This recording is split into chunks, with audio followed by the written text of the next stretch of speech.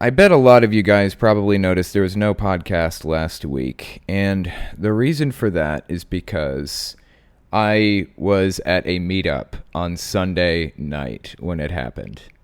It was an interesting meetup, I will say that. So I set up this meetup, and I wasn't really sure how many people were going to come. I wasn't sure how many to expect or what things to buy in preparation for it.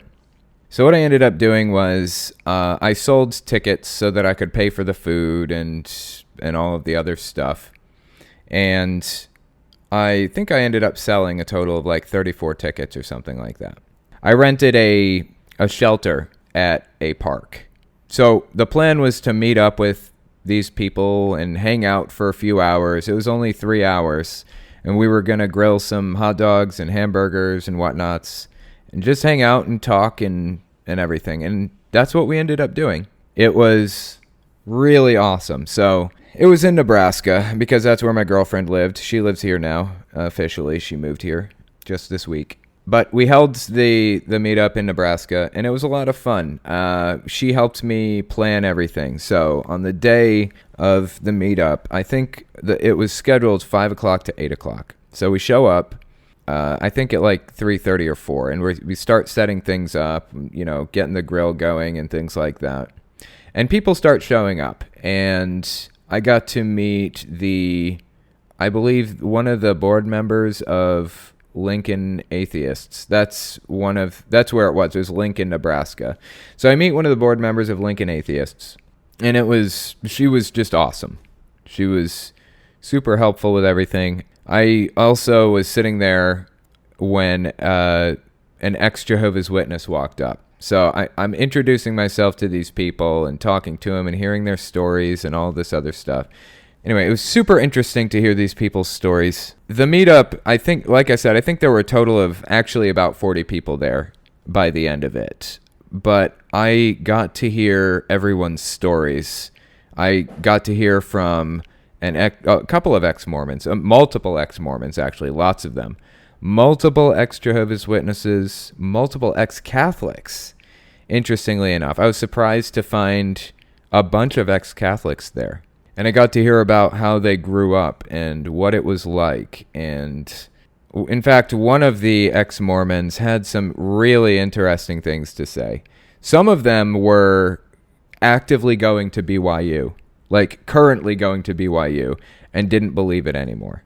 Like that must be so difficult, knowing that what you're doing, going to this university that's full of Mormons, and knowing you don't believe it anymore. I can't even imagine having to go through that. So props to them for going through all of that. I know it's not easy. But I'm glad that they've kind of connected with community on a more local level, or they wouldn't have been showing up to something like I set up. But another ex-Mormon woman was talking to me, really nice lady, and she was telling me that the bite model breakdown that I did on Mormonism, I did one bite model breakdown of Mormonism long ago, and it was I tried to be generous with it. Because I figure if it's a cult, then that will shine through anyways, whether I'm generous or not. Well, I talked to Mr. Atheist, who, of course, himself is an ex-Mormon, and we redid the bite model breakdown, basically. We've been doing it in 4 parts. I think we're on part 3 now. We have 1 part left, the emotion control. And we raised just about every point, almost every point. Some of them went down.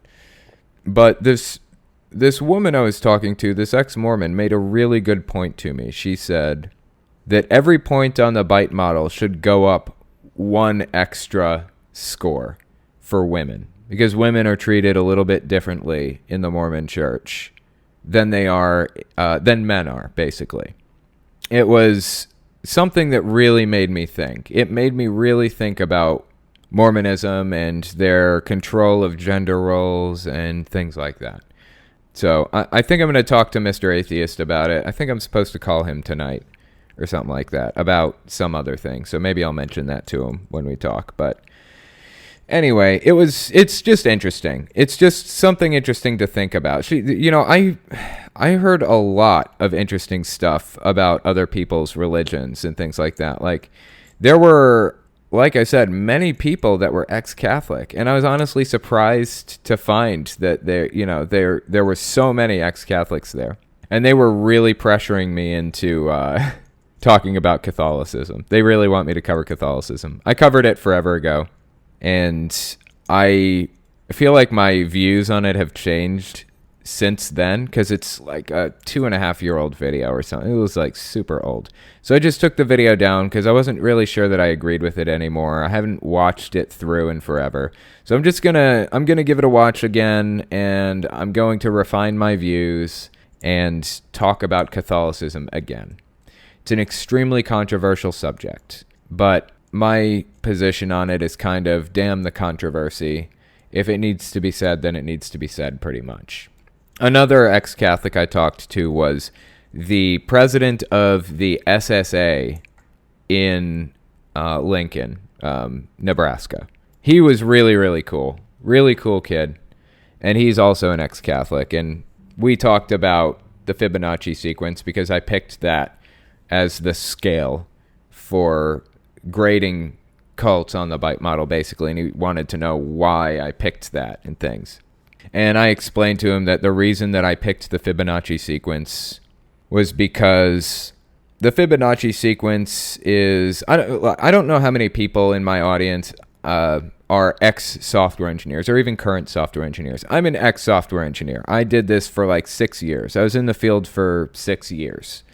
And if any of you guys know about Agile Scrum planning, you'll probably recognize the term planning poker.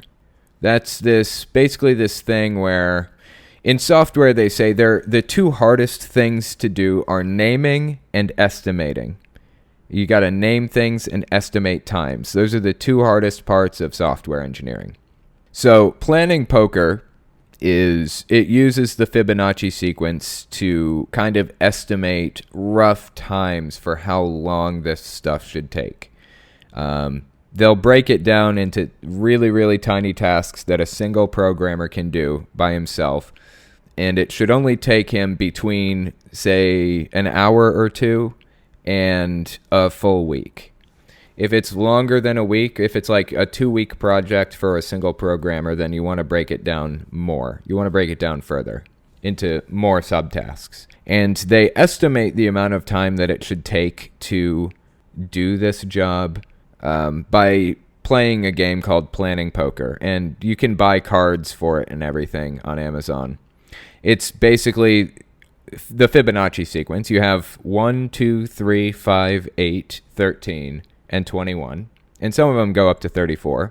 And you estimate these little tiny tasks like create a button on the home screen or connect the login options to the SQL database or something like that, like small tasks. And you estimate, you're in a group, say 5 or 6 people total. Each one of the people in this planning poker game will put down a card, one of the numbers in the Fibonacci sequence, to estimate how complicated or how long this task will take. Now, they don't base it on hours. It's not like 1, 2, 3, 5, 8, or 13 hours. It's points, and you use the points as a reference. It gets a little bit in the weeds, gets a little bit complicated, but that's kind of the idea behind it. That's where I got the Fibonacci sequence from. And also, it's not officially an exponential growth, the Fibonacci sequence is, but it's faster than adding. And it tricks your brain into realizing that, or it tricks your brain into thinking that there's a larger gap between points than there actually is. So I may have a lot of trouble deciding between a 6, a 7, or an 8 for a cult, for a point on the bite model. But I'd have a lot less trouble deciding between an 8, a 13, or a 21. It becomes a lot more clear and obvious when you have those giant gaps. So that's why I picked the Fibonacci sequence. But anyway, point is, the meetup went absolutely fantastically. I loved talking to people. I loved talking to them. It was absolutely amazing. And I'll put this right at the very end of this segment because I know I'm going to get some shit for this. But somebody also wanted me to cover the military as a cult. And I'm just going to say that I have analyzed it on the Byte model, and it is a cult. I need to do a deeper breakdown for a video. I don't know if I will or not. It's definitely going to garner some hate, to say the least, but it is. So there you go. Take that for what you will. There is something I wanted to talk about with Jehovah's Witnesses. So they are doing their annual conventions right now. For those of you who don't know, I think I talked about this last time, but the Jehovah's Witnesses do this thing where they have 3 conventions a year, basically. Okay, so there's the 1-day special assembly, they have the 2-day circuit assembly, and then they have the 3-day district assembly. And as you can imagine, based on the names, it covers different areas of people. Like you get, say, 500 people for the special assembly, the 1 day, and maybe you get 3,000 for the circuit assembly, the 2 day, and then you get maybe 10,000, sometimes 20,000, or even more for the 3-day district assembly. It covers larger areas. And so they're doing their tour of assemblies all across the U.S. right now. And I found this article on it. I have not read this article beforehand, but apparently it's from the website DeseretNews.com. Never heard of this website before, but the title is Thousands Gather in Utah for Jehovah's Witnesses Global Convention. In Utah, I totally did not expect them to be advertising the Utah one. Now, like I said, they have one in every district in the U.S. In fact, everywhere in the world, pretty much, with the exception of like a total of 6 to 9 countries or something. They have one everywhere. I think Jehovah's Witnesses are banned in China, North Korea, Yemen, Qatar. I don't remember. There are like 6 or 9 of them. One of the two. So they're holding one in Utah. Let's just give this article a read and see what it has to say.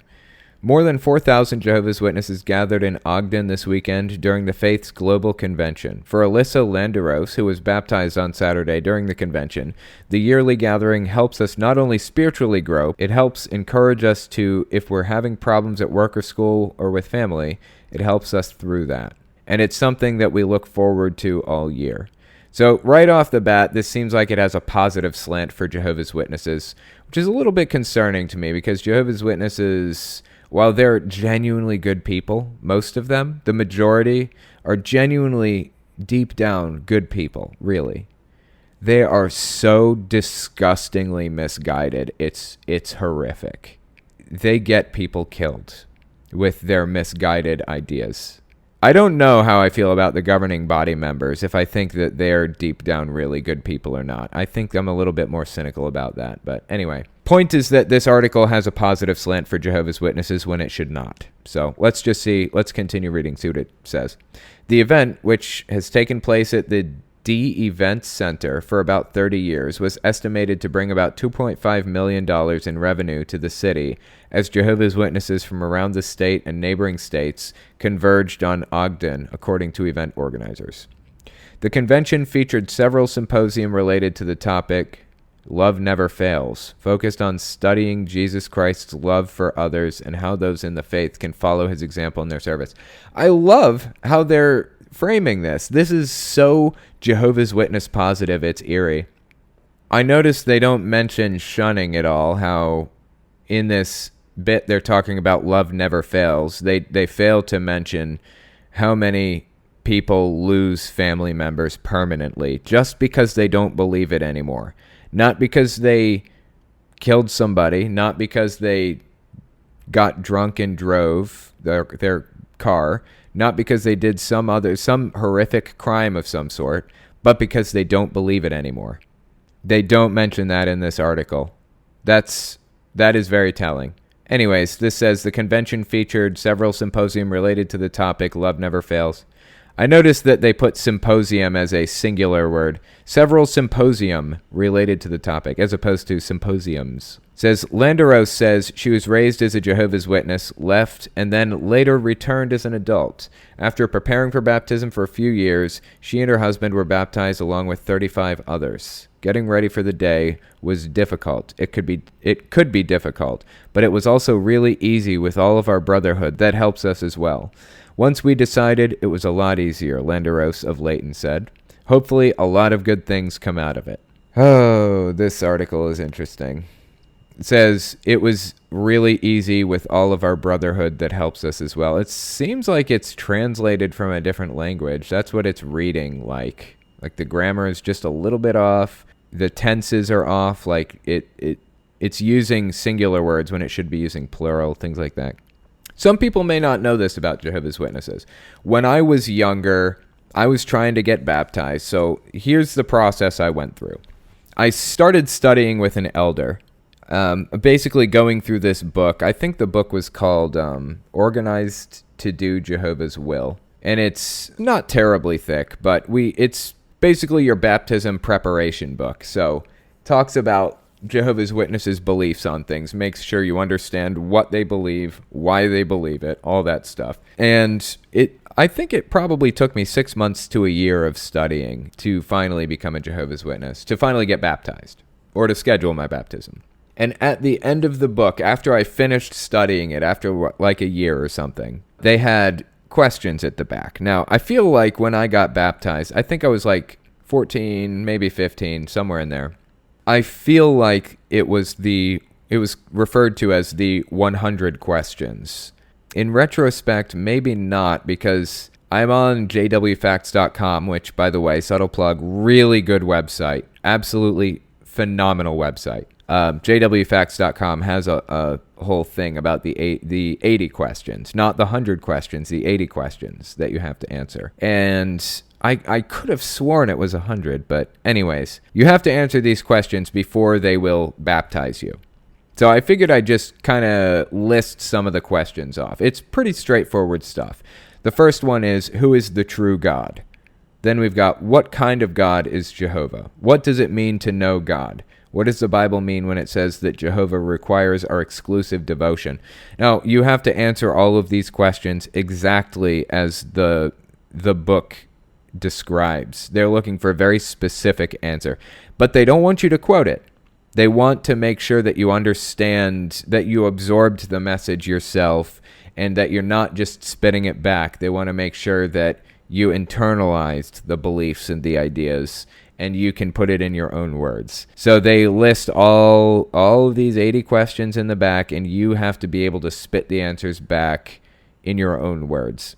Here are some others. Why do people die? What is death? What future hope for life is there for one who dies? How many from among mankind will be in heaven with Christ? What will they do there? Of course, with those questions, why do people die? What future hope for life is there for one who dies? The answers that they're looking for, with at least with that last one, what future hope for life is there for one who dies? They're looking for an answer like, they will be resurrected in a paradise earth after Armageddon, pretty much. The next one was, how many from among mankind will be in heaven with Christ? The answer they're looking for there is 144,000. 144,000 anointed witnesses will basically be raptured to heaven once Armageddon starts. And they'll be given swords and bows and arrows to slaughter everybody who is not an active believing Jehovah's Witness. And that's the answer to the next question. What will they do there? There you go. Of course, they wouldn't want that kind of answer. They would, I kind of framed it in a realistic way, not in the way that they would want it framed. Anyways, here's the next one. Are Christians under the law covenant with its requirements of Sabbath keeping and sacrifice? That's pretty standard kind of doctrine that they want to make sure that you understand. How should a husband exercise his headship? Ooh, that's interesting. Is the wife whose husband is not a believer freed from his headship? That's even more interesting. Who is responsible before God for the training and disciplining of children? May a Christian have more than one living marriage mate? So they really want to make sure that you understand their doctrine really clearly. I don't really remember the answers to all of these, but most of them I do. Like, let me give you guys some examples of questions that I don't remember the answers to. or to which I don't remember the answers. How do Bible commands concerning idolatry affect a Christian in this modern world? I guess they'd probably want to talk about the cross, for example. They always say Catholics idolize the cross by wearing it. Catholics idolize Jesus and all that other stuff. That's probably what they'd be looking for. Who or what is the faithful and discreet slave? I don't really remember clearly. I'd have to look that up again. They have this whole weird doctrine about that. Here's another interesting one. What attitude should Christians show toward those who serve as shepherds in the congregation? Obviously, the answer they're looking for is subservience. They want you to be obedient to supposed shepherds in the congregation, which would mean the elders, the people over everybody. They expect subservience from you. Why is it beneficial to attend the meetings arranged by the congregation? Why is personal study important in the life of a Christian? What urgent work does the Bible set out for all Christians at this time? Questions like that. That's the kind of thing that they ask you in preparation for baptism. Here's one that I don't really understand. Is this work done in our own strength? They're looking for a very specific type of answer with that one. I'm not really sure what answer it is that they would be looking for. I'd have to look in the book again. Why should one who has sincerely repented and turned around and chosen to be a disciple of Christ be baptized? So they're asking what the point of baptism is with that one. So I don't know. I thought that was kind of an interesting little thing there. I thought it was pretty cool to take a kind of a glimpse into their culture. And FYI, I'm planning on doing a video pretty soon about the Anointed and who that is, what it means, what they are, what this whole 144,000 thing is. I've talked about it a couple of times in my videos, but I feel like I could probably do it more justice. First up was Nick was just asking, what's your favorite color? My favorite color is blue. I don't know. I like some deeper purples and stuff too, though, actually. Generally, I just side with blue. Banana and Butch were both asking, if you became president, would you set any restrictions on extremist groups like Jehovah's Witnesses? That is a really interesting question. Would I set any restrictions on extremist groups like Jehovah's Witnesses? I think what I would probably do... there is a fine line. There is a line between what is abuse and what isn't. I think that human rights violations are a big problem in religious groups. So the UN has a Declaration of Human Rights. Some of you guys may know this. Some of my ex-Jehovah's Witness fans may already know this, but Jehovah's Witnesses are violating some of the human rights as declared by the UN. I think Article 18, here's Article 18, it says, everyone has the right to freedom of thought, conscience, and religion. This right includes freedom to change his religion or belief, and freedom, either alone or in community with others, and in public or private, to manifest his religion or belief in teaching, practice, worship, and observance. And then Article 20, everyone has the right to freedom of peaceful assembly and association. No one may be compelled to belong to an association. Jehovah's Witnesses violate both of those articles. The company, the Watchtower Society, for lack of a better term, violates Articles 18 and 20 for regular Jehovah's Witnesses. No one may be compelled to belong, and everyone has the right to freedom of thought, conscience, and religion, and it includes the right to change their religion or belief without compulsion. If I were president, I would allow religions to do whatever it is they want to do and practice their sincerely held beliefs up to the moment they violate human rights. And if they started violating human rights, I would not jail them, because jailing them feeds their persecution complex. Just look in Russia. Hang on. I just pulled up this picture of this Russian Jehovah's Witness who was being put in prison. Guy's in handcuffs, and he's smiling. He's happy that he's being arrested because he believes that this is foretold as part of the end times, blah, blah, blah. He thinks that this is God's plan coming to fruition and all of that. That's what happens when you jail religious extremists. It feeds their persecution complex. It makes them believe even deeper that what they're doing is the right thing. Never jail extremists. Well, okay, let me rephrase. Never jail non-violent religious nutcases. We'll say that. Sometimes if they're violent, you need to protect society from them. If they're non-violent, then you need to fight their ideas. Because their ideas are really what's toxic. Their ideas are what's spreading and what's doing damage. You need to fight their ideas. As long as their sincerely held belief did not include abusing somebody or killing people or whatever other thing, let them do it. I still think religious freedom is important.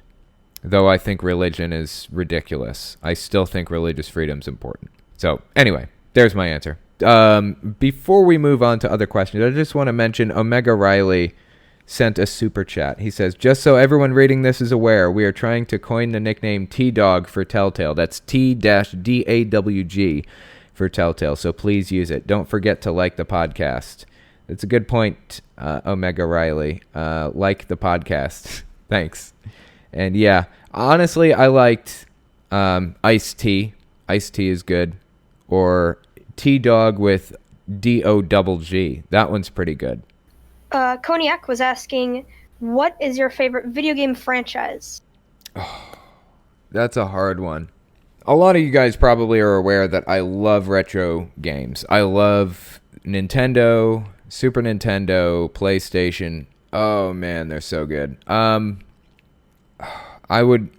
feel like I'm on the fence between Metroid and Final Fantasy. But honestly, I feel like Final Fantasy it kind of went in a direction I really did not like for a while. Like, it got into massively multiplayer online stuff for a long time, like World of Warcraft style. Not a fan of MMOs. I really loved Final Fantasy VII. Absolutely amazing game. Final Fantasy VIII, a little bit less phenomenal to me, but still a really good game. I own 9, but I never did play it. I played 10 a little bit, but I was a little bit less of a fan of 10. I really liked the Dirge of Cerberus. That was on the PlayStation 2. It was kind of a spin-off game. It was a first-person shooter. Really good. That's my history with Final Fantasy. That's a really good franchise. I also like Metroid. I absolutely loved Super Metroid. One of the best games ever made of all time, in my opinion. I didn't get into Metroid like the original for the NES. I feel like it's a little bit dated, but it's still a really good game. So Metroid, Super Metroid was great. Metroid Fusion was phenomenal. One of my favorites, even though it was more linear than the rest. Metroid Zero Mission, I could not get into. I feel like it was a little like the gameplay was a little bit different than I'm used to. I wasn't a fan of how they did the gun. Like the charged blast was like really weak in it, so it was a little bit harder to get into, but it's still a really good game. Now the 3D Metroids, those have been a little bit harder for me to get into. I own Prime and Prime 2, but I haven't really played through them much. Either way, Metroid's an absolutely phenomenal game. Oh, and one more I forgot. Zelda. I love Zelda. Breath of the Wild was really great. A Link to the Past was good. A Link Between Worlds was good. Link's Awakening, really, really good. I hear they're remaking that this year. I'm pretty excited for that. I love Zelda games. Some of the best ones out there. Nintendo knows how to do a franchise. I must say that. They know how to do a franchise. Oh, and Pokemon, too. Pokemon was really good. I played Blue when I was little. Listen to me, getting off on a tangent about game franchises. You opened Pandora's box with this. Okay, do you have one more question for me? Yeah. Vance Man had been asking, what are some good materials for recent atheists? Good materials for recent atheists. Honestly, for a long time, people really had to just go to books when it came to pretty much anything, because the internet is really very new. So if you were becoming an atheist, or if you were leaving religion and moving to another or whatever, you really just had to turn to books. But that's very different now. We have the internet, we have YouTube, we have all of these other resources that you can use. You have blog articles and things. I think that if you're leaving religion and you want to find a way to kind of try to reverse a lot of the damage that was done by religion, a lot of the views that were altered and slipped into your way of thinking, your best bet is probably to go with some solid books to start with. That's still classic. Maybe read some Hitchens, some Christopher Hitchens. Maybe some Richard Dawkins. Try reading The God Delusion. In fact, in The God Delusion, he actually quotes, he debunks a Jehovah's Witness book. Life, How Did It Get Here by Creation or Evolution, I think is the name of the book. He debunks like 3 pages of that or something, because they just misquote him all through it. So that's a really good book, The God Delusion. And I hesitate to say this because I feel like you need to be a lot more careful with it. But YouTube is a really good source if you're looking at the right material, because there are some extremists on YouTube too. Some extremist atheist YouTubers. I'll say that. But there are still a lot of good atheist YouTubers out there. Genetically Modified Skeptic, solid atheist YouTuber. Holy Kool-Aid, solid atheist YouTuber. Mr. Atheist, really good dude, really good atheist YouTuber. Not to toot my own horn, toot, but I think I'm pretty solid with it too. Yeah, I mean, there are a lot of them out there. Surus, the skeptic, is really good. Lots of really good people. Just be careful though. Pull up a copy of the Byte model and kind of go through it a little bit and think about if you recognize any YouTubers using the us versus them mentality, black and white thinking, encouraging you to cut off communication with anybody for one reason or another. Just think about that if you're looking at any YouTubers, because there are some questionable ones out there. Anyway, I love Aaron Ra, by the way. Aaron Ra is awesome. He's an awesome dude. I love Matt Dillahunty, too. Really straight up guy. They're really, really great. Anthony Magnabosco, solid dude. You guys should most definitely go check out Anthony Magnabosco and Cordial Curiosity. Both of them are absolutely solid YouTubers. Anthony Magnabosco more so, I think. Cordial Curiosity has said some interesting things lately. I'm not 100% sure I agree with him, but whatever. He's still a good YouTuber, so we'll go with that one. Emily was asking, would you ever write a book about escaping Jehovah's Witnesses or something along those lines? I would love to. Yeah, that would be really cool, I think. My schedule is so full, it's so hard to sit down and write. I would love to do that, though.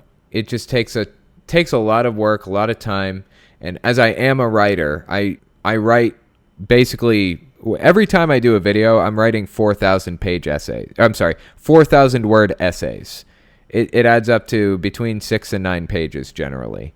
So I'm writing like 9-page essays every time I make a new video. I consider myself a writer. Finding time to write a book in between writing essays for YouTube is a tall order sometimes. I'd love to find the time, but yeah, that would be really cool. The Arbiter was asking, what do you do when your family is slowly being drawn in by Jehovah's Witnesses? Is there a way to get them not to join? Yeah, I have 2 videos on YouTube. It's called How to Deprogram a Religious Extremist, Parts 1 and 2.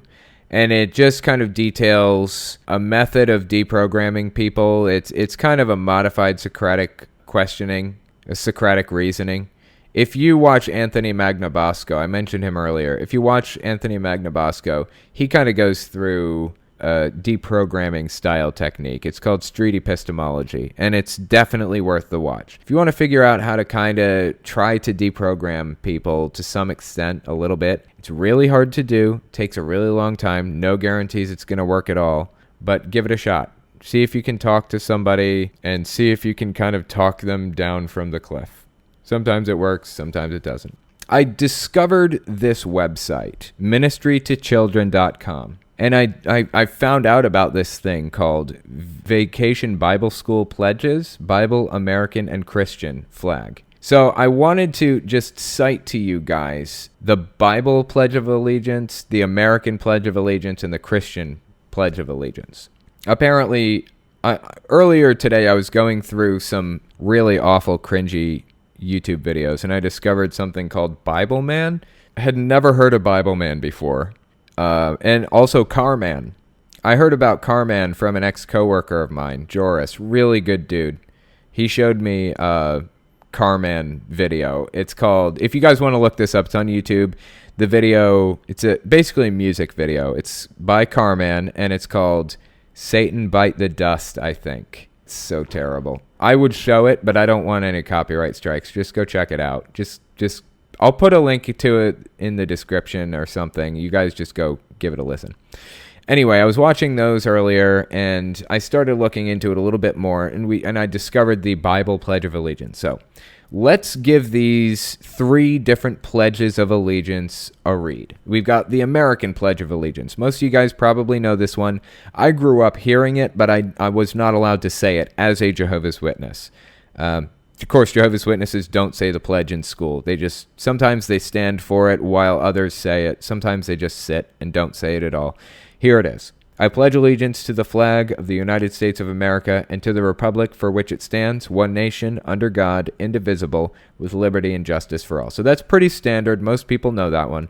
Here's the Christian Pledge of Allegiance. I pledge allegiance to the Christian flag and to the Savior for whose kingdom it stands. One brotherhood, uniting all mankind in service and in love. And here's the Bible Pledge of Allegiance. I pledge allegiance to the Bible, God's holy word. I will make it a lamp unto my feet and a light unto my path, and will hide its words in my heart, that I might not sin against God. Here's the big problem with this stuff. These pledges, these other 2, the Bible Pledge of Allegiance and the Christian Pledge of Allegiance, they are commonly said a lot, and this website is directed toward people who are homeschooling their kids and are trying to push an ultra-Christian curriculum on them. Like, there are Christian private schools that have Christian curriculums for homeschoolers, and that's horrifying to me.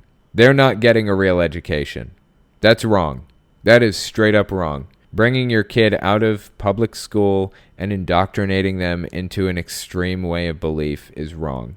So that's the kind of thing that some Christian homeschool kids do. They say those pledges every morning. Stand up and face the Christian flag and say the Christian Pledge of Allegiance. That's what they do. That is scary. I should really do another video on homeschooling. It's been a really long time since I have.